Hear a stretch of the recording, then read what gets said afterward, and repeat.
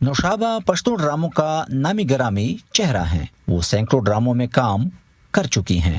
Corona عالمی وبا کے پھیلاؤ کے خوف کے باعث وہ لیڈی ریڈنگ ہسپتال میں ویکسینیشن کے لیے آئی ہیں۔ مجھے اس بات کا یقین ہے کہ اگر کوئی اتنی بڑی بات ہو رہی ہے، اتنی بڑی وبا پھیلی ہوئی ہے اور میں ایک انجیکشن سے یا 2-3 خوراک سے میں اس سے بچ سکتی ہوں، تو وہ وبا تو زیادہ خطرناک ہے۔ انجیکشن کی چھوٹی سی تکلیف، انتہائی معمولی تکلیف برداشت کریں اور بہت بڑی بیماری سے خود کو بچائیں۔ ڈاکٹر سائمہ عابد کا شمار ان خواتین میں ہوتا ہے جنہوں نے عوام میں اعتماد پیدا کرنے کے لیے سب سے پہلے ویکسینیشن کرائی۔ وہ کہتی ہیں کہ اگرچہ دنیا کے بیشتر ممالک میں مردوں کے مقابلے میں خواتین میں ویکسینیشن کی شرح زیادہ ہوتی ہے، لیکن پاکستان میں کم ہے، جس کی ایک وجہ معاشرے میں مردوں کی اجاراداری ہے۔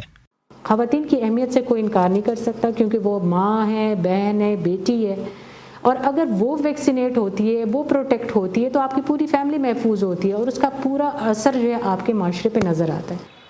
صوبہ خیبر پختونخوا کے سب سے بڑے سرکاری ہسپتال میں حکام کے مطابق روزانہ 300 خواتین ویکسینیشن کے لیے آتی ہیں۔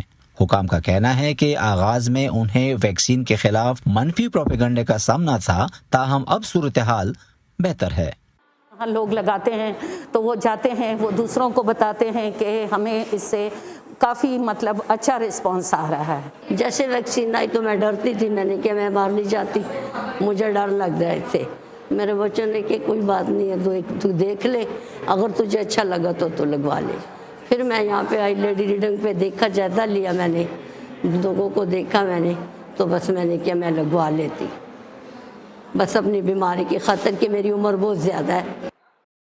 پاکستان میں اب 19 سال تک کی عمر کے افراد کے لیے کووڈ ویکسین دستیاب ہے۔ صرف صوبہ خیبر پختونخوا میں 4 لاکھ سے زائد مردوں کے مقابلے میں 2 لاکھ سے زائد خواتین ویکسینیٹ ہو چکی ہیں۔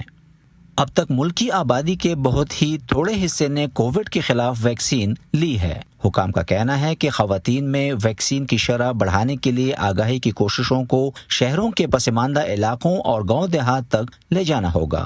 نظر الاسلام، وائس آف امریکہ، پشاور۔